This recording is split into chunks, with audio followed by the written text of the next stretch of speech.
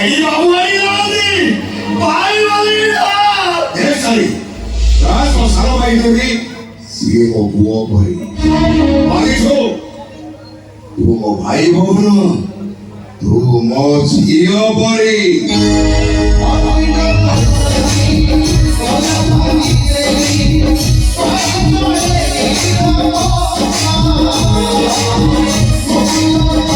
ପ୍ରେମ ଥାଏ ସେଇଠି ଦୈହିକ ଆକର୍ଷଣର କୌଣସି ମୂଲ୍ୟବୋଧ ନଥାଏ। କିନ୍ତୁ ଆଜି ଆମେ ଯେଉଁ 2024 ମସିହାରେ ଆମେ ଯୁବପିଢ଼ିମାନେ ପ୍ରେମକୁ ନେଇ ଆମେ ଗୋଟେ ଖରାପ ରାସ୍ତାକୁ ଚାଲି ଯାଉଛୁ। ପ୍ରେମ ମାନେ ଦୈହିକ ଆକର୍ଷଣ ପ୍ରଥମେ, ସେଇଟା ସମସ୍ତ ମୁଣ୍ଡରେ ପହଞ୍ଚିଛି। ସେ ନାଟକର ଏଇ ନାଟକଟି ହେଉଛି ତାର ଜଷ୍ଟ ଅପୋଜିଟ୍, ଯିଏକି ପୁଅଟା ତାକୁ ବହୁତ ଭଲ ପାଉଛି, ଜୀବର ଅସ୍ତ୍ର ପୁଅଟା, ବଟ୍ ସେ ତାକୁ କହିଛି ଯେ ବାହା ହେଇସାରିଲା ପରେ ଯେ ତା ଦେହକୁ ଛୁଇଁବ। ତ ଏମିତି ଭିତରେ ଗୋଟେ ପରିସ୍ଥିତି ସମୟ ଘଡ଼ି ଚାଲିଛି। ଗୋଟେ ଗାଁର ମାନେ ସେ ଯେଉଁ ଦୁଇ ଜଣଙ୍କ ଭିତରେ ଗୋଟେ ମେଳା ଭିତରେ ଭାଙ୍ଗ ଖାଇଦେଇଛି ଝିଅଟି, ତା ମନ କଥା କହିପାରୁନି। ଭାଙ୍ଗ ଖାଇସାରିଲା ପରେ ମନ କଥା କହିଦେବ ବୋଲି ସାଙ୍ଗମାନେ କହିଛନ୍ତି। ଭାଙ୍ଗ ଖାଇସାରିଲା ପରେ ସେ ନିଜର ଚେତନା ଶକ୍ତି ହରାଇ ବସିଛି। ଆଉ ସେଇ ସମୟରେ ଗୋଟେ ଶହରୀ ଯୁବକ ସହିତ ତାର ଧକ୍କା ହେଇଛି। ସେ ଭାବିଛି ବୋଧେ ଇଏ ମୋର ସେଇ ପୁରୁଣା ପ୍ରେମିକ।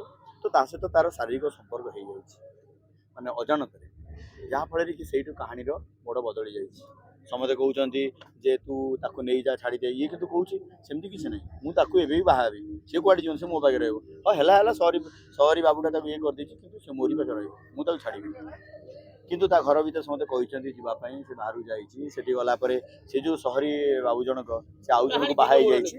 ତ ସେଠିକି ଗଲା ପରେ ଯେଉଁ କାହାଣୀର ଟୁଇଷ୍ଟ ଆସି ପୁଣି ଆଉ ଗୋଟେ ଟୁଇଷ୍ଟ ଆସୁଛି, କ'ଣ ହେଉଛି କ'ଣ ନାହିଁ, ସେଇ ଘର ଲୋକ ସେ ଯେଉଁ ସହରୀ ବାବୁଟି ତାକୁ ଗ୍ରହଣ କରୁଛି କି ନାହିଁ, ସେଠି ଗଲା ପରେ ଏମାନେ ଦୁଇ ଜଣ କେଉଁ ଭାବରେ ରହୁଛନ୍ତି କି ଫେରି ଆସୁଛନ୍ତି, ଏଇସବୁ ଘଟଣାବସ୍ତୁକୁ ନେଇ କାହାଣୀଟି ହେଇଛି। ତ ମୁଁ ଏତିକି କହିବି, ବହୁତ ସୁନ୍ଦର ନାଟକ ହେଇଛି। ସମସ୍ତେ ବସିକି ବାପା ମା ଭାଇ ଭଉଣୀ ସ୍ୱାମୀ ସ୍ତ୍ରୀ ଗୋଟେ ପରିବାରର ସମସ୍ତେ ଏକାଠି ବସି ଦେଖିବା ଭଳି ନାଟକଟିଏ ହେଇଛି। ସମସ୍ତଙ୍କ ଆଖି ତଳ ନିହାତି ଭାବରେ ଓଦା ହେବ, ସମସ୍ତେ ନାଟକ ମନୋରଞ୍ଜନ ନେବେ। ଏତିକି କହିବି ଯେ ଆପଣମାନେ ଯେଉଁ ପଇସା ଖର୍ଚ୍ଚ କରି ଟେଣ୍ଟ ଭିତରକୁ ଆସିବେ, ଆପଣଙ୍କର ପଇସାର କୌଣସି ଗୋଟେ ଟଙ୍କେ ବି ପାଣିରେ ପଡ଼ିବ ନିହାତି ଭାବରେ। କିନ୍ତୁ ଆପଣଙ୍କ ଆଖି ଲୁହରେ ଆପଣଙ୍କ କମିଯିବ ନିହାତି। ଆଜି ଦେଖୁଥିଲି ଦର୍ଶକମାନେ ଆପଣ ନାଟକ ଦେଖିବା ସମୟରେ ଆଜ୍ଞା ସେମାନେ କାନ୍ଦୁଥିଲେ। ଭିଜୁଆଲ ମଧ୍ୟ ଆମେ ରଖୁ। ଆଜ୍ଞା। ଆଉ ଗୋଟେ କଥା ରହିଲା, ଆପଣ ସେଠି ଅଭିନୟ କରୁଛନ୍ତି ଅଭିନେତ୍ରୀ ଦେବସ୍ମିତା, ପ୍ରଥମ କରି ହଁ ଦେବସ୍ମିତା ଏଇ ବର୍ଷ ପ୍ରଥମ ମାନେ ଦମଦାର ଅଭିନୟ ଆପଣଙ୍କର କମ୍ବିନେସନ କେମିଷ୍ଟ୍ରି କେମିତି ରହିଥିଲା? ବହୁତ ଭଲ ଥିଲା। ଦେବସ୍ମିତା ନୋ ଡାଉଟ୍ ବହୁତ ଭଲ ଅଭିନେତ୍ରୀ। ସେ ବହୁତ ଭଲ ସୁନ୍ଦର ସିରିଏଲ୍ ଆପଣମାନଙ୍କୁ ଦେଇଛନ୍ତି। ଆପଣ ସିରିଏଲ୍ ବି ତାଙ୍କୁ ଭଲ ପାଇବା ଦେଇଛନ୍ତି। ତ ଯାତ୍ରାରେ ଆପଣମାନେ ତ ଦେଖିଥିବେ ସେ କୋଉ ଭାବରେ ଅଭିନୟ କରୁଛନ୍ତି। ନିହାତି ଭାବରେ ମୁଁ ଆପଣଙ୍କୁ କହୁଛି ଯେ ମୋର ସେଠି ଦୃଢ଼ ବିଶ୍ୱାସ ଅଛି, ସେ ନିହାତି ଭାବରେ ଯାତ୍ରା ଜଗତକୁ ଭଲ ସେଇ ଅଭିନେତ୍ରୀ ତାଙ୍କ ଅଭିନୟରେ ନିହାତି ଭାବରେ ଆପଣଙ୍କୁ ମନ୍ତ୍ରମୁଗ୍ଧ କରିବେ, ଆପଣଙ୍କ ମନ ରଖିବେ। ଆପଣଙ୍କୁ ଲାଗିବ ନାହିଁ ଯେ ସେ ଟେଲି ଜଗତରୁ ଆସିଛନ୍ତି, ସିରିଏଲରୁ ଆସିଛନ୍ତି, ଫିଲ୍ମରୁ ଆସିଛନ୍ତି। ଯାତ୍ରା କରିବା ଗୋଟେ ନିଆରା କଥା, ନିଆରି ଢଙ୍ଗ, ସେମିତି କିଛି ଆପଣଙ୍କୁ ଫିଲ୍ ହେବ ନାହିଁ। ଆମେ ଆର୍ଥର ଗୋଟେ ଦେଖିଥିଲୁ ଗତ ବର୍ଷ, ଆପଣ ଗୋଟେ ଦରଦୀ ମଣିଷ ହିସାବରେ ଗୋଟେ ଭଲ ସାରା ଓଡ଼ିଶାରେ ଗୋଟେ ଭଲ ପରିଚୟ ଆପଣଙ୍କୁ ସୃଷ୍ଟି ହେଇଥିଲା ଏବଂ ଲୋକ ମଧ୍ୟ ଆପଣଙ୍କୁ ବହୁତ ଆଦର କରିଥିଲେ। ଯଦି କୌଣସି ଯାତ୍ରା କଳାକାରଟିଏ ଯଦି ତାର କିଛି ଅସୁବିଧା ବା ଅଘଟଣ ହେଇଯାଏ, ତାକୁ ଆପଣ ସାହାଯ୍ୟରେ ହାତ ବଢ଼ାଉଥିଲେ। ହଁ ନାଇଁ, ଆକ୍ଚୁଆଲି ମୁଁ ଏଇଥିପାଇଁ ଗୋଟେ କରିଥିଲି, ଯେଉଁଥିପାଇଁ ଯେ ପଇସା ଯେଉଁମାନଙ୍କ ପାଇଁ, ଏଇ ଯେଉଁ କଳାକାର ଆମର ଯିଏ ଟେଣ୍ଟ ବାନ୍ଧୁଛନ୍ତି, ଯେଉଁମାନେ ଆମର ଯେଉଁ ଚତୁର୍ଥ କର୍ମଚାରୀ ସମସ୍ତେ ତାଙ୍କୁ ତ ମାନେ କହୁଛନ୍ତି ଟେଣ୍ଟ ବାନ୍ଧିବା, ଟେଣ୍ଟ ଲଗେଇବା, ଗେଟ୍ ପକେଇବା, ପେଣ୍ଡାଲ ପକେଇବା, ଏଇ ଯେଉଁ ଲାଇଟ୍ ଲଗେଇବା, ଏଇ ଯେଉଁ ଭାଇମାନେ ମୋର ଅଛନ୍ତି, ସେମାନଙ୍କ ସୀମିତ ଦରମା ଭିତରେ ସେମାନେ ରହୁଛନ୍ତି, ବହୁତ କଷ୍ଟରେ ରହୁଛନ୍ତି। ଆମେମାନେ ତ ଗଲୁ ଡନଲପ୍ ଗଦିରେ ଶୋଇଲୁ, ହୋଟେଲରେ ରହିଲୁ, ଇଏରେ ରହିଲୁ, ସେମାନେ ବହୁତ କଷ୍ଟ ପାଇକି ଫଟା ତଳେ ଶୋଉଛନ୍ତି। ତ ସେଇସବୁ ଭାଇମାନଙ୍କ ପାଇଁ ଗୋଟେ ଛୋଟିଆ ପ୍ରୟାସଟେ ଆରମ୍ଭ କରିଛି। ସେମାନଙ୍କ ପାଇଁ ଗୋଟେ ଜୀବନ ବୀମାର କଥାଟେ କରିଥିଲି। ଯଦି କୌଣସି କିଛି ଅସୁବିଧା ହୁଏ ବା ସେମାନଙ୍କର କିଛି ମାନେ ହସ୍ପିଟାଲରେ କିଛି ଇଏ ହୁଏ, ସେମାନଙ୍କ ପାଇଁ ଗୋଟେ ବୀମା କରେଇଛି। 4 ଲକ୍ଷ ଟଙ୍କାର ସେମାନଙ୍କର ବୀମା ହେବ, 1 ଲକ୍ଷ ଟଙ୍କାର ହସ୍ପିଟାଲାଇଜେସନ୍ ହେବ। ଯେଉଁମାନେ ଡ୍ୟାନ୍ସର ଅଛନ୍ତି ସେମାନଙ୍କ ପାଇଁ ଗୋଟେ ବୀମା କରେଇଛି, ମାନେ ପାଖାପାଖି ସେମାନେ ବୀମା ପାଇବେ। ହସ୍ପିଟାଲ ଆମର ଯେମିତି ହେଲ୍ଥ କାର୍ଡ଼ ହେଉଛି ସେଇଭଳି ଗୋଟେ କରିଛି। ଏଇ କଥାଟା ଆପଣଙ୍କୁ ପ୍ରେରଣା କିଏ ଯୋଗାଇଲେ, ପରିବାର ଲୋକ ନା ବାହାର? ନାଇଁ ମୋ ପରିବାର ଲୋକ। କାହିଁକି ନା ମୁଁ ଚିନ୍ତା କଲି ଏଇମାନଙ୍କ ପାଇଁ ଚଳୁଛି। ଯେତେବେଳେ କାହାର କିଛି ଅସୁବିଧା ହେଲା ସେମାନେ ଆସିଲେ, ହାତ ବତେଇ ଦେଲେ, ଭାଇ ମୋତେ 1000 ଟଙ୍କା ଦେବ, ଭାଇ 2000 ଟଙ୍କା ଦେବ, ଭାଇ 5000 ଟଙ୍କା ଦେବ।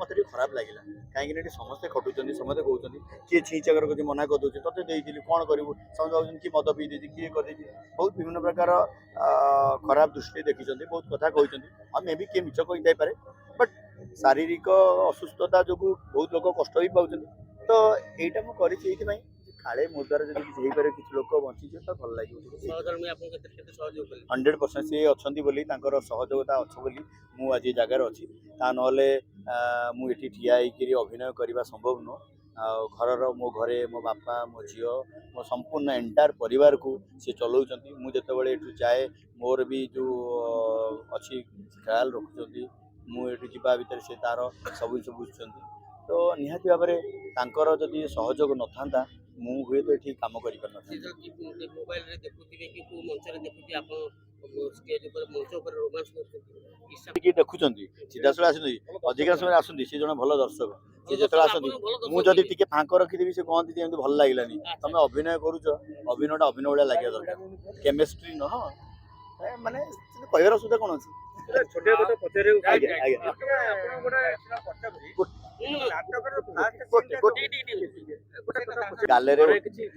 ଗାଲରେ ଓଠ ନ ବାଜିଲେ ସେ କହନ୍ତି ଓଠ ଗାଲ ଭିତରେ ଫାଙ୍କ ଥିଲା ନାଇଁ ରୋମାନ୍ସ କରିବା ସବୁ ପାଇଁ ସେ କୁହନ୍ତି ଅଭିନୟଟା ଅଭିନୟ ଭଳିଆ ଲାଗିବା ଦରକାର ତମେ ଅଭିନୟ କରୁଛ ତମେ ସେ ଚରିତ୍ର ଭିତରେ ରହିବା ଦରକାର ଚରିତ୍ର ତମେ ଯେ ଅସୁନି ସେଠି କାହାକୁ ରୋମାନ୍ସ କରୁନି ଯୋଉ ଚରିତ୍ରରେ ମୁଁ କରୁଛି ସେ ଚରିତ୍ରରେ ସେ ଜିନିଷଟି କରୁଛି ମଞ୍ଚରୁ ଓହ୍ଲେଇଲା ପରେ ଘରକୁ ଟେଣ୍ଟ ବାହାରକୁ ବାହାରିଲା ପରେ ମୁଁ ତାଙ୍କର ଟେଣ୍ଟ ଭିତରେ ପଶିଲେ ମୁଁ କେବଳ ଦର୍ଶକ ମାନଙ୍କର ଆପଣଙ୍କୁ ସିରିଏଲ ଭଲ ଲାଗେ ଯାତ୍ରା ଦିଟାକୁ ଭଲ ଲାଗେ କାହିଁକିନା ମୋର ପ୍ରଥମ ପସନ୍ଦ ହେଉଛି ସିରିଏଲ ମୁଁ ଜନ୍ମ ହେଉଛନ୍ତି ସେଇଠୁ ସିଏ ହେଉଛି ମୋର ଦେବକୀ ମା ଆଉ ଯାତ୍ରା ହେଉଛି ମୋ ଯଶୋଦା କାହିଁକିନା ମୁଁ ସେଇଠୁ ସୃଷ୍ଟି ହେଇଛି ସେଇଠି ଲୋକମାନେ ଚିହ୍ନିଲେ ଜାଣିଲେ ସେମାନେ ଭଲ ପାଇବା ଦେଲେ ତାପରେ ଯାତ୍ରାକୁ ଆସିଲେ ସିରିଏଲରୁ ହିଁ ଅଶ୍ୱିନୀ ନାଁଟା 100% ସିରିଏଲରୁ ହିଁ ମୁଁ ଲୋକମାନେ ମୋତେ ପରିଚୟ ସୃଷ୍ଟି କରି ଦେଲେ ଯେ ମୁଁ ଜଣେ କଳାକାର ବୋଲି ତେଣୁ କଳାକାର ପରିଚୟ ପାଇଲି ସିରିଏଲ କେବଳ ଆପଣମାନଙ୍କ ମାଧ୍ୟମରେ ଏତିକି କହିବି ଯେ ଆପଣମାନଙ୍କୁ ବହୁତ ବହୁତ ଧନ୍ୟବାଦ ଆପଣମାନଙ୍କୁ ବହୁତ ବହୁତ ଧନ୍ୟବାଦ ଆପଣମାନେ ଏତେ ସାହାଯ୍ୟ ସହଯୋଗ କରୁଛନ୍ତି ଆପଣମାନଙ୍କର ସାହାଯ୍ୟ ସହଯୋଗକୁ ଆମେ କଳାକାରମାନେ କିଛି ଇଏ କରିପାରୁଛୁ ସେଥିପାଇଁ ବହୁତ ବଡ଼ କଥା ଶେଷ ପ୍ରଶ୍ନ ଆଜ୍ଞା ସିରିଏଲ ନାଟକ ହେଇଗଲା ସିନେମାରେ ଆମେ କେବେ କ'ଣ ଆସିବ ନାଇଁ ସିନେମା ତ ମୁଁ କରିଛି ଆଉ ରିସେଣ୍ଟଲି ଟିକେ ଯାତ୍ରା ଟିକେ ହେଇସାରିଲା ପରେ ସିନେମା ପାଇଁ ଗୋଟେ ପ୍ଲାନିଂ ଚାଲିଛି ସିନେମା ହେବ ଆଉ ନିଶ୍ଚିତ ଭାବରେ ହେବ କାହିଁକିନା ବହୁତ ଦର୍ଶକ ଖୋଜିଲେଣି ମୋତେ ସିରିଏଲ ଆଉ ଫିଲ୍ମରେ ତ ନିଶ୍ଚିତ ଭାବରେ ଆସିବି ଆଜ୍ଞା ଆଜ୍ଞା ଧନ୍ୟବାଦ